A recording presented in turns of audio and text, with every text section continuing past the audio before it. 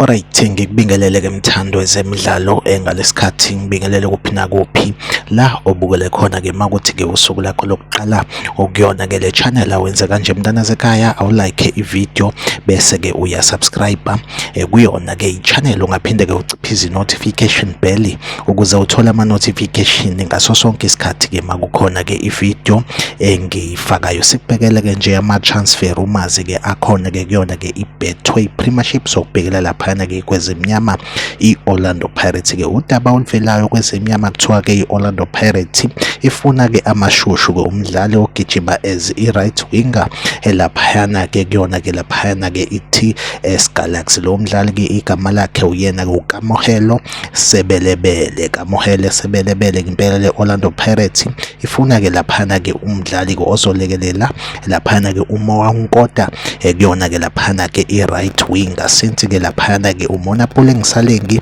ngase kube ukuthi ke isizini yakhe yokugcina le egijima ke kuyona ke i-Orlando Pirates ke impela ke yona update engiyiphethe ke njengamanje. Make sure ukuthi uyalike ivideo uyasubscribe kwi-channel. Mina nawe ngizohlezi ngikhona ikulethela ke ama transfer rumors okuhlanganisa ke nawo ama confirmed transfers. Okwamanje ivideo yethu ke siyibambela nisale kahle.